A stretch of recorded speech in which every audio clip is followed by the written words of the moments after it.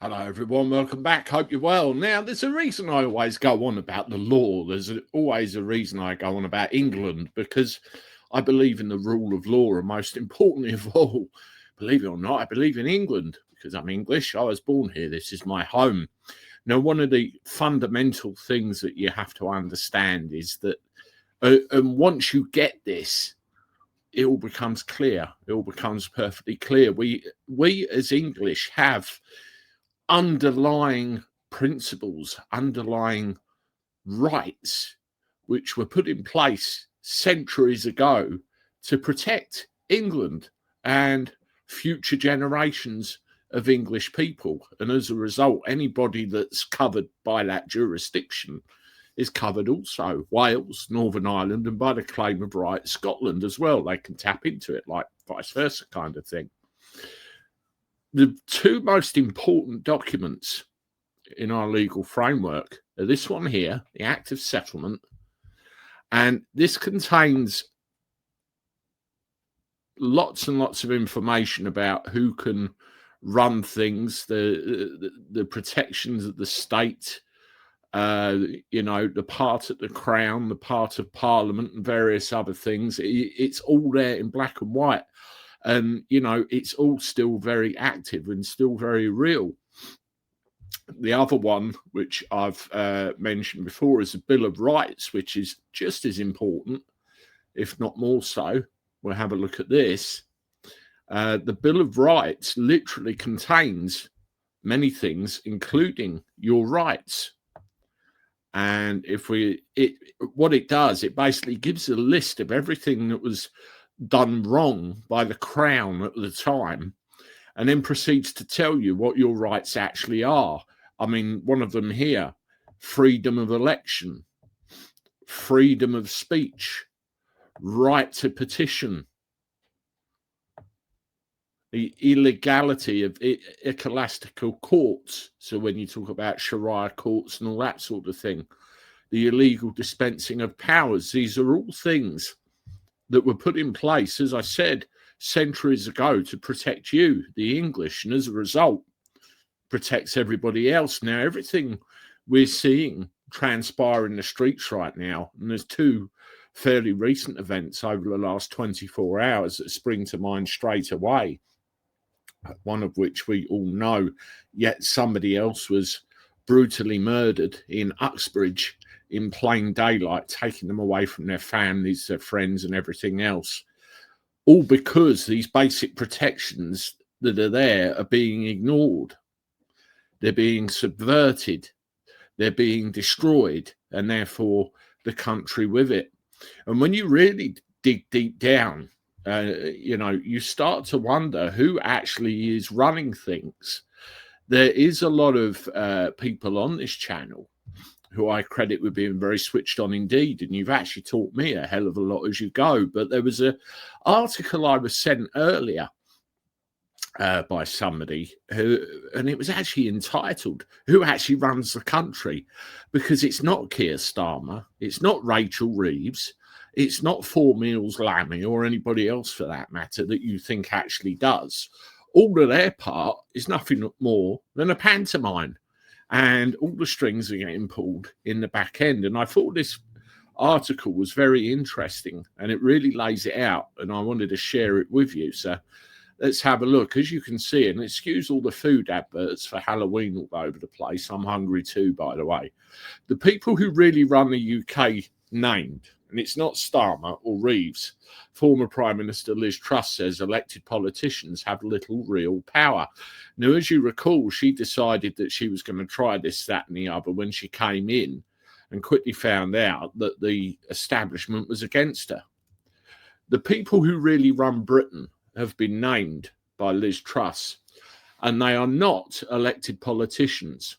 Left-wing, incompetent technocrats have governed the UK for 30 years, while the government chosen by voters has little real power.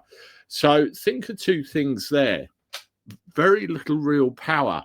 They are supposed to be elected from the masses, elected by us to represent us. And if they have no power to make decisions on our behalf, we're not living in a free and sovereign environment. At the end of the day, the sovereignty is ours. I don't give a shit what they say. We just lend it to them. It says it in the Constitution. And if they can't do anything with that sovereignty, then it's inept. It really is inept. And how have we allowed a situation to take place where other quangos are running the show? And 30 years puts you back into the era of Blair very, very squarely. So let's have another look. Okay. The true masters include Bank of England Governor Andrew Bailey, London Police Chief Sir Mark Rowley. Well, there's a name we're very familiar with. Again, people on this channel will know. And officials in the Treasury, she said. So the Bank of England, Treasury officials, and Sir Mark Rowley, the Met Police Commissioner. Miss Truss said the Home Office lawyers dictated immigration policy, while a body called the Climate Change Committee, largely made up of academics, helped dictate energy policy. It goes on. Speaking to the Daily Expresso news show, the former Prime Minister said, people think the Prime Minister is all-powerful. Well, the Chancellor is all-powerful, and they can go into government and just pull the levers and things will happen. But actually, the government is controlled by the permanent bureaucracy, by the civil service. It's them who hire and fire the people that work in government. They control the budgets of each government department. They make the decisions about how each policy is implemented. The Bank of England governor is able to make decisions about the economy independent of the elected government that have massive implications for people's lives. Lots of power that used to sit in the hands of elected people now sits in the hands of the unelected. So in effect, we are living in a dictatorship, and we have done for a long time. The shift began after former Labour Prime Minister, here we go, Tony Blair, took power almost 30 years ago, she said, adding Blair was the last Prime Minister that actually ran this country. Think about that for a second. But the people running Britain are not neutral experts, said Miss Truss. They are people with an agenda who have huge amounts of unelected power. The former Prime Minister said they believe in net zero, they believe in mass migration, they believe in Keynesian economics, high tax and high spend. They have a world view, they are not neutral technocrats. She added the left have been very successful, and now pretty much every institution has been captured. It means voters are incredibly frustrated because their views are ignored. Miss Truss told the host they keep voting for governments that limit immigration, that will lower taxes, and governments aren't delivering it. She said the Conservative Party was part of the problem. I mean, I could argue the whole thing's part of the problem. I don't know about you, because it accepted the Blairite agenda set by Labour since David Cameron became Tory leader in 2005. Miss Truss warned the Tories could be finished if they stuck to their current path, but said many of its MPs opposed change.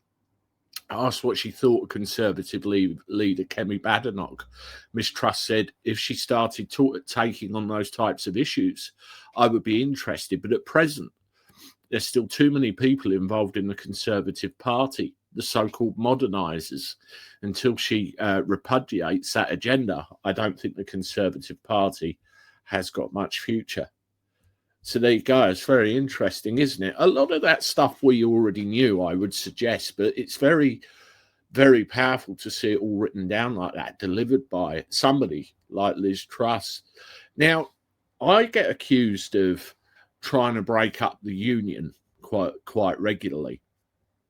On Twitter mainly, there was a geezer having a go at me the other day about that, and I get accused of trying to make sure we get another 10 years of Labour by bashing reform.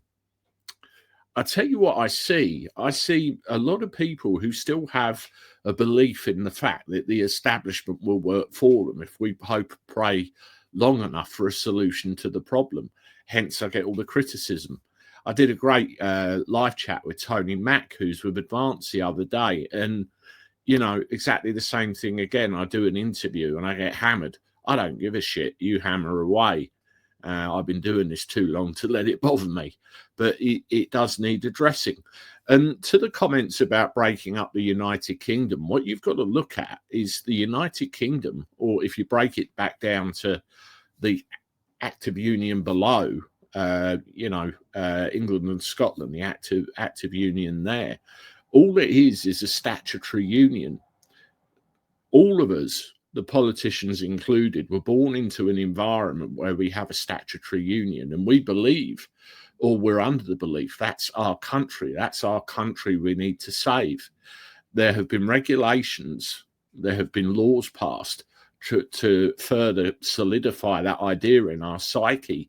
The truth, or what we need to discover the truth, they stopped teaching it in the early 70s, around the time we signed up to the common market. Before the Act of Union, there was the Union of the Crowns. So Ireland, Scotland, Wales and England were in a union. The only difference is we called ourselves English, Scottish, Welsh and Northern Irish rather than British. And what all these politicians, and therefore all the people that have been brought up in this environment, are trying to do is to protect British, where we all need to club together, realise that we've all been had, worry about our own countries, worry about our own skins, and do something to make sure that these ancient rights and laws are once again upheld. Because if they're not, we will continue to see again and again and again and again things like we have been. And I can mark my words, it's only going to get worse. I'll continue to keep going. I'll continue to report. I'll continue to let you know. I'll continue to tell you what I think. And what I think, what I care about, family first, England, most definitely of all, the rule of law, and my friends and family. You have to look after all those things. Otherwise, we have no future. Let me know what you think. As always, hit the like button. Thank you very much for listening. Subscribe to the channel, and I look forward to talking to you soon. Toodaloo.